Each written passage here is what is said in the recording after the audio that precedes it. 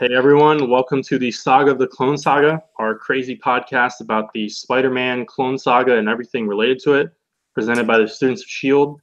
My name is Vincent Faust. And I'm Mike. And without further ado, we have a special presentation in honor of our other guest. All right, let's go. Happy birthday, Happy birthday to you. Birthday Happy to you. birthday to you. Happy birthday, dear birthday Matt. to the Meg.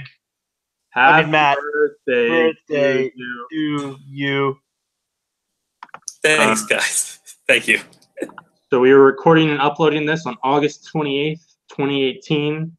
Happy birthday to our co-host, Matt Ford. Matt, you're 23? 23, yeah. They say it's all downhill after that. Do you feel So older I've heard. Significantly older. My back pain has increased exponentially. That sucks. It does, yeah. Wait, Vince, you're also 23. Correct. Can you confirm it gets older? Sure. It's not great. Everything's downhill from here. Yep. Today, August 28th, is also Matt shares his birthday with Jack Kirby. He's a little over the hill. One of the forefathers of the Marvel Universe and kind of just comics in general. The greatest comic book artist of all time, many would say. I would say. What do you mean it's not Jim Lee or Rob Liefeld? He would be 101, I think, today. So last year was kind of a more big deal birthday. I think he doesn't have a ton of connection to Spider-Man. I mean, he drew the cover for Amazing Fantasy 15. He did a shitty mock-up of the costume before Stan went to Ditko. So everyone go look that up. It's pretty ridiculous. Yeah. I mean, he drew that one time in Fantastic Four. Yeah, and then I guess a few guest appearances in books that Kirby actually drew, like Fantastic Four. I don't know what else. Maybe an issue or two of Strange Tales, which was the Human Torch solo stories.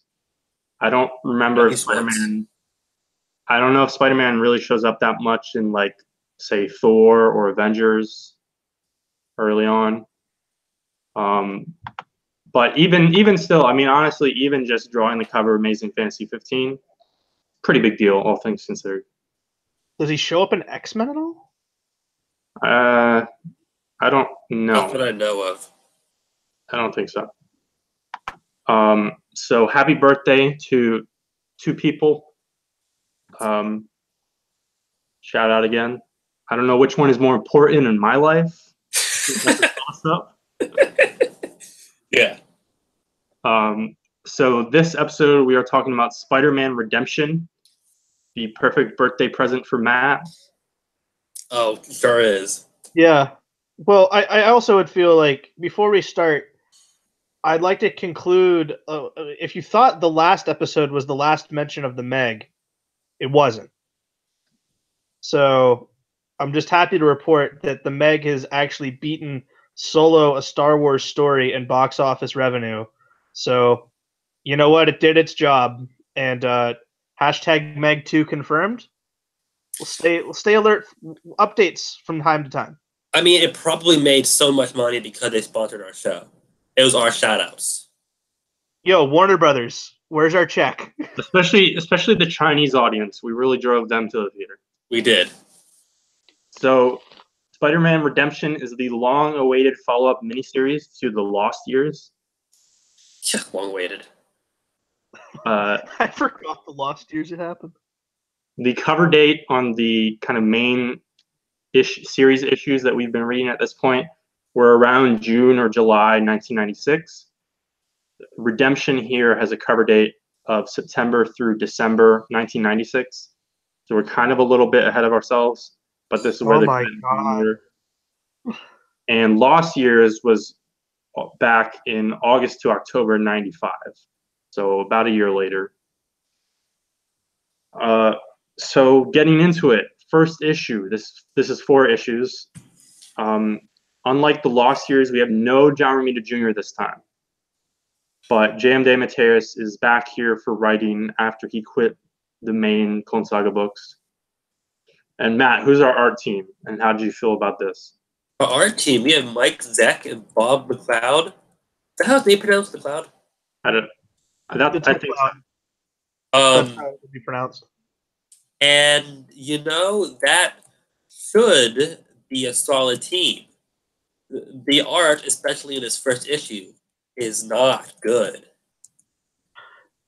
Craven's Last Hunt. This is not. Some would say.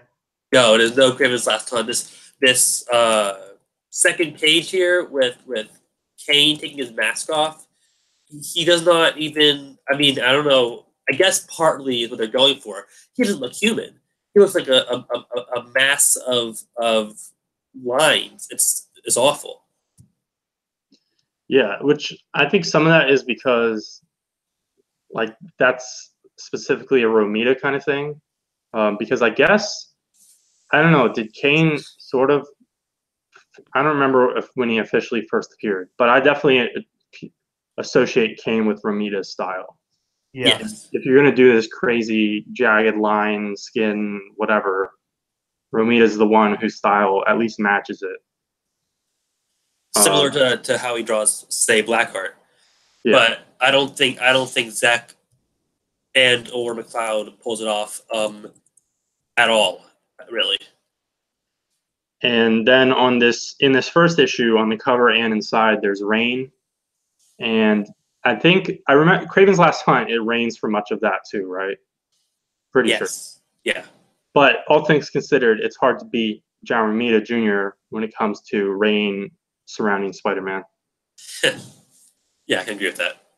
So beyond the creative team, getting into the actual plot, we start with Kane creeping on dead bodies in the morgue. And this was really weird because I thought for a second because I didn't recognize her, obviously, because Lost Years was forever ago. For a second, I thought this was the body of that cop that he fell in love with way back. But it's just some totally random dude. Right. He's just creeping on corpses because he craves death. Yeah, he's like really an emo boy at this point. There's like a full page of the same shot at different like lengths of him just kneeling on a rainy rooftop talking about how he wants to die.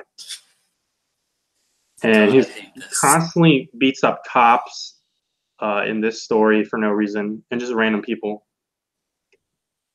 But he concludes that he does want to die, but he's not going to do it alone.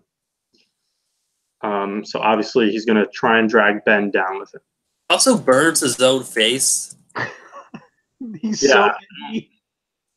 But does it actually impact him? I don't know, because his face is already screwed up anyways, and I couldn't. With the art inconsistency, I couldn't tell if there was actually a difference. I don't think there is. It makes a hissing sound. He definitely burns some face. Ben, we pick up with Ben. He's visiting the grave of the Osborns, Norman and Harry, and he dwells on that death and how screwed up Liz and Normie are. And apparently, reading some of the background, apparently there was a slight consideration of developing a relationship between Ben and Liz. Oh, thank God that didn't happen. That's bad.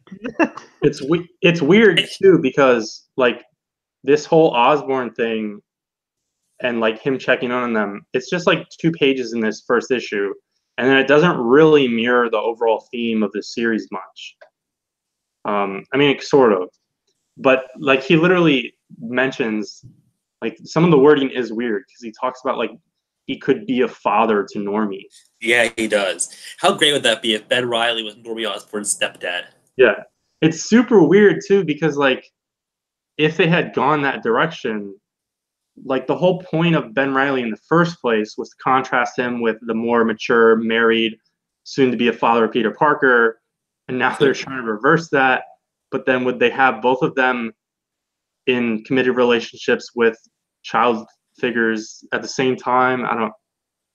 Maybe they retire Ben with Liz, and then Peter. Back. They break Peter off with MJ, so Peter ends up the single one, and Ben is suddenly married and has a child.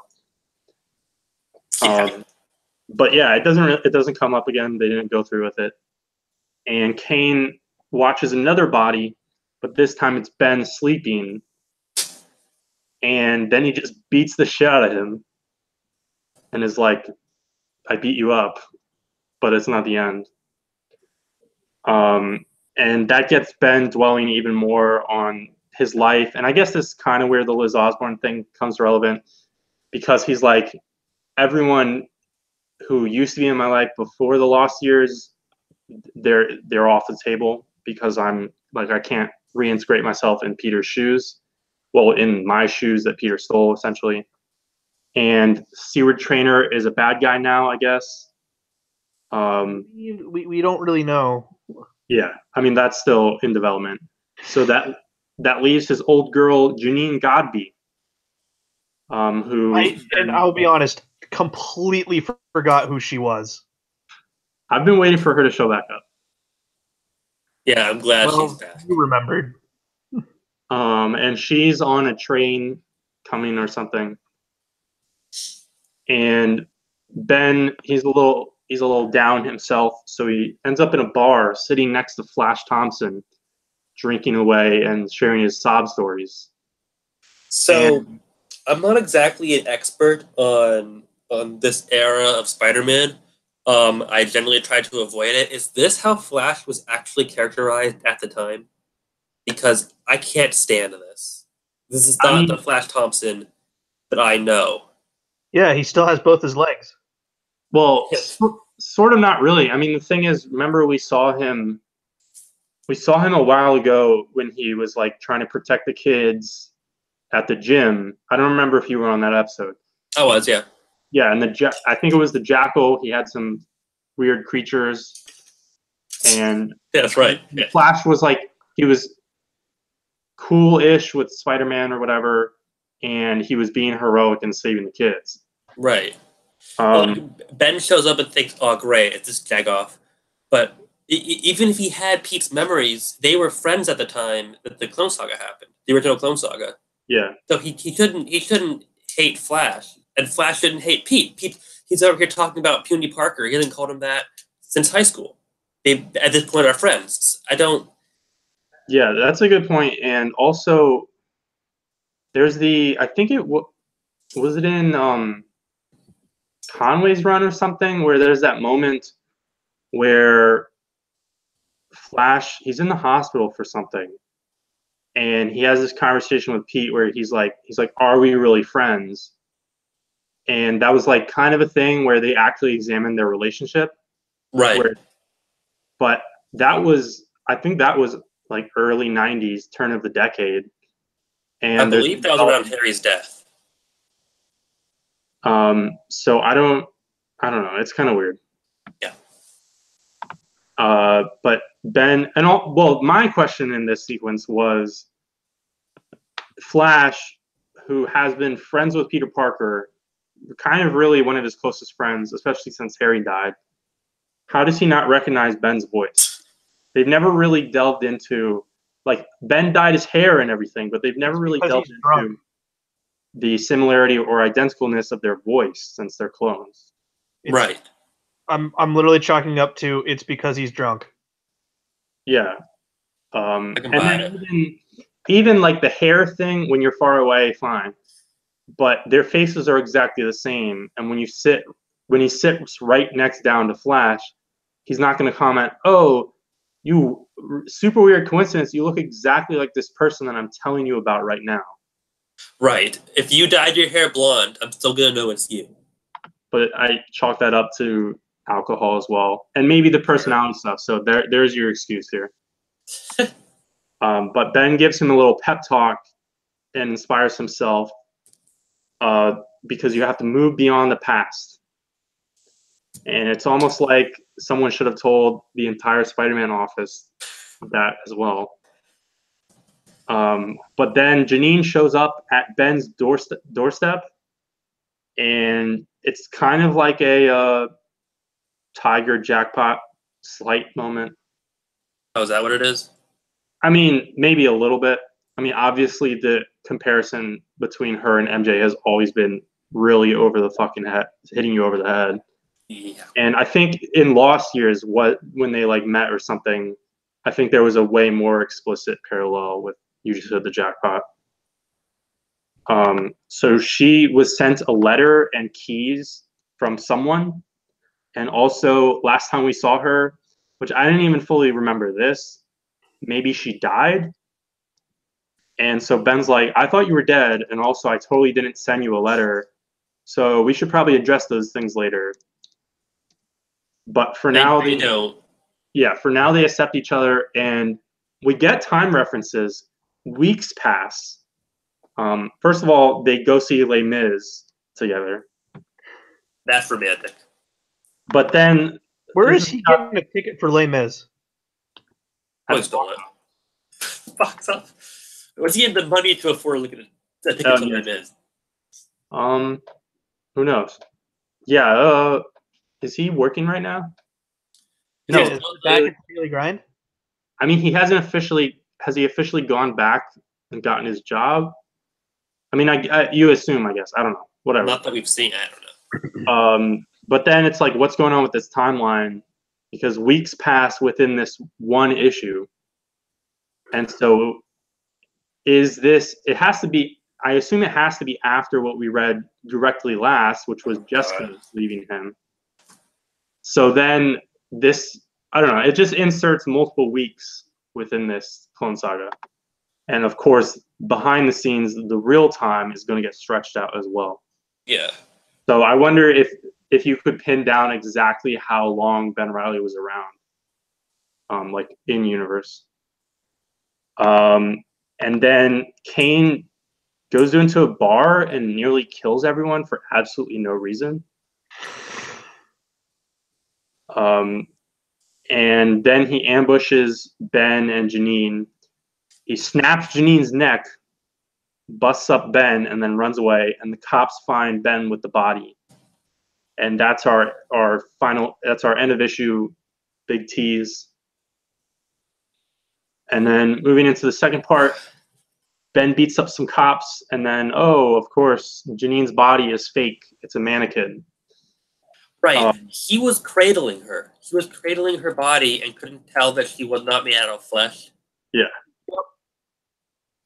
But then the second part is, so Kane really planned this through by buying duplicates of her entire outfit that she's wearing. Yes. And then dressing a mannequin and like leaving it in that back room, and then jumping them and bringing them in here. Talk about nude Kane. Kane is weirdo. Yeah, and then he takes his clothes off for a minute. It's kind of uncomfortable. So he tells them to meet. Well, he has Ben meet him at the Jackal's lab. And Kane forces a kiss on Janine real quick, which was a grimy moment. Yeah. Then he injects Ben with some kind of formula to make him feel pain similar to the degeneration, I guess. And then takes him to Aunt May's house. And for some reason, I mean, he's like trying to make him sad and angry and stuff, but it doesn't really go very far. But then it's all done because Ben wakes up in his apartment with Janine, and they're both totally fine. So maybe they're going to run away and escape Kane. But what happens to change the course of this crap? Cops show up because I guess it's implied Kane called the cops on Janine. He tipped off the cops. I guess I don't understand what Kane's doing. He's trying to make Ben really, really sad. Is that in the entire plan? I guess. I mean, that's been his motivation this entire time. But in the first issue, it was like, I'm going to kill him. Right. Just kill him. But then he makes him think his girlfriend died for a second. And then he makes him feel a lot of pain and brings him to his aunt's house and then leaves. It doesn't, there's no through line here. I don't know what he's doing. and how it ties back to he himself wanting to die. Just off yourself. So, third issue, Janine is getting arrested by the police. A reminder from Lost Years is that she was sexually and physically abused by her father and ended up killing him with a gun and running away. So she still killed someone. So ideally in the justice system, she has to go through some trial, and who knows what the outcome would be. While she's being brought to the precinct or whatever, a report compare trial. And Lyle and Eric Menendez, they murdered their parents in 1989 and were convicted in 1994. And they were from like Beverly Hills or something. And they claimed it was in response to years of sexual and psychological abuse. And I believe they're both still in prison. But then like the whole thing here is, I mean, the law is complicated and it depends specifically how she did it and everything like that. Obviously, none of us are lawyers, but, and it's, I don't remember in the flashbacks if she was like specifically defending herself when she shot her father, but like, is she really going to go to prison for like 20 years for what she did? I don't know. You might. But Ben doesn't let that happen. He breaks her out of the transport truck when I guess she's going to head to pretrial or something like that. And they're planning to go on the run. And she finally starts filling in the story of what happened between Lost Years and this. I liked, it's just totally pointless reference, but at some point the two of them were in Santa Cruz together and using the aliases George and Mary Bailey from It's a Wonderful Life, because apparently they're big fans of Frank Capra.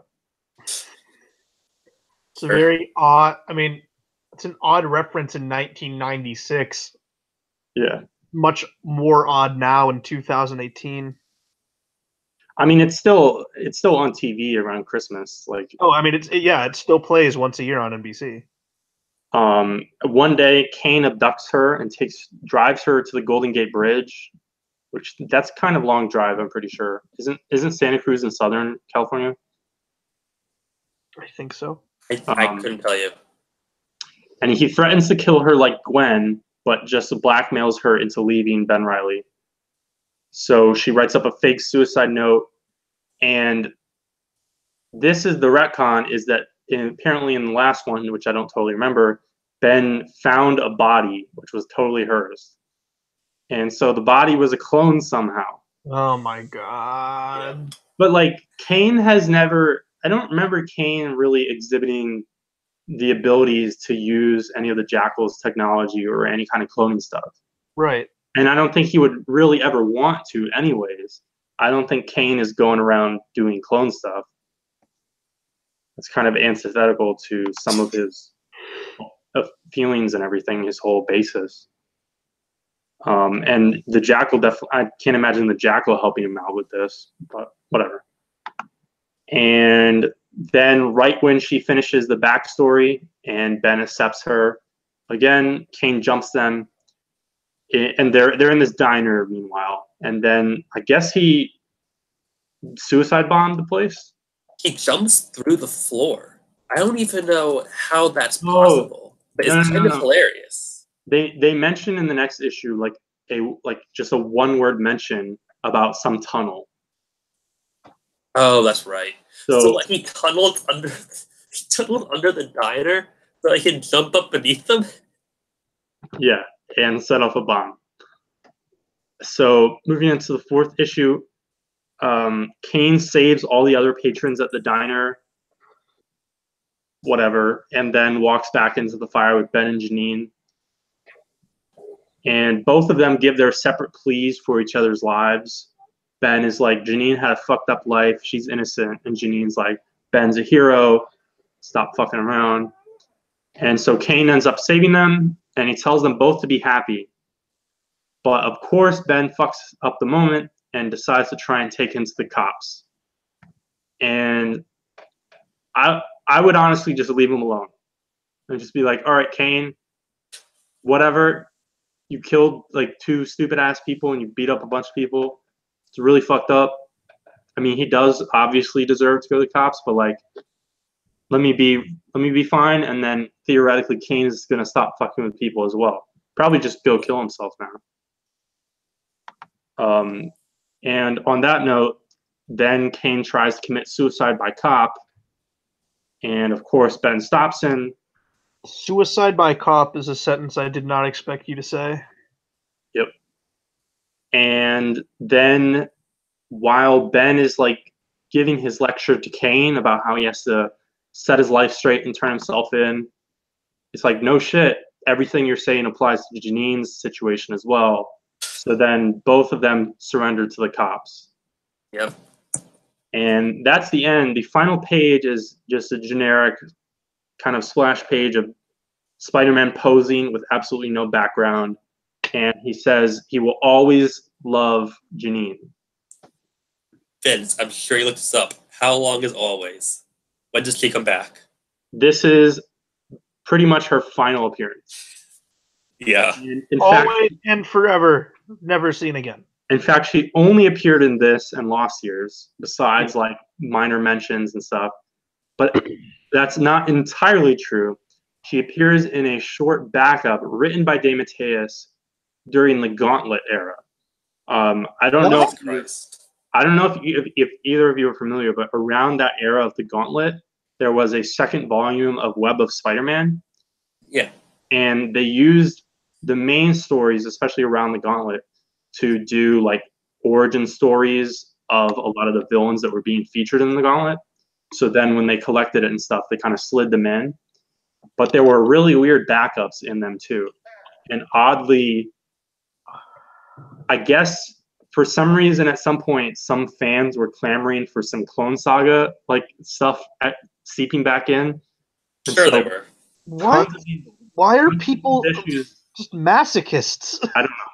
Tons of these issues of Web of were pulling in flashback stories to some of the Clone Saga.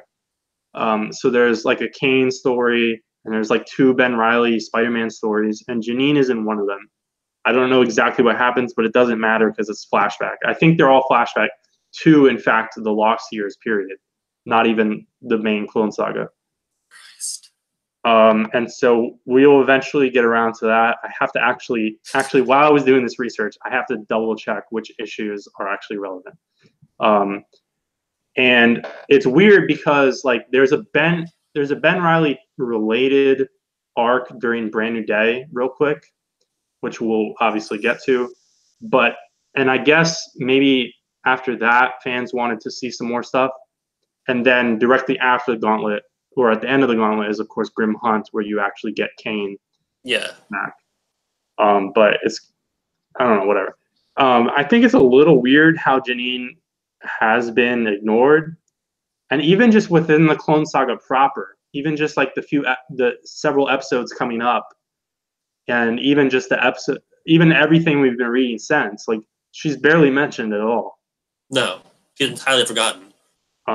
Of course, this happens to so many characters, and then furthermore, Ben Reilly has an ongoing series right now in 2018. It's like 20 damn issues in. And allegedly, the final page of this issue, Ben Reilly will always love Janine. So it's, to me, as a continuity nut, like, never acknowledge it. So did she beat her case? Did she serve some time? Hell, did she die in prison? I don't care. Acknowledge it. Who's writing Ben Reilly? Peter David? Yeah, Peter David. Let's get him on the show. Ask him where Janine is. Yeah, I'm gonna figure out if I can contact him in any way. Yeah, please do. Does Ben not wonder at all what happened to her while he was dead? And as back to the reading order question, all of this is odd since this is, at least in Marvel's reading order, and maybe this does make the most sense. This is placed directly after Jessica leaving. Yeah. So Ben can't catch a break with the women in his life. And neither were super rounded characters, but I think both of them had kind of interesting angles. as far as how they interacted with Ben and how they mirrored certain things of the whole Spider-Man mythos. Sure. And it's like, Lois Lane in her first appearance, not like she was the deepest character ever. So who knows where either of these weird, like random characters could have gone if they weren't just thrown off the table.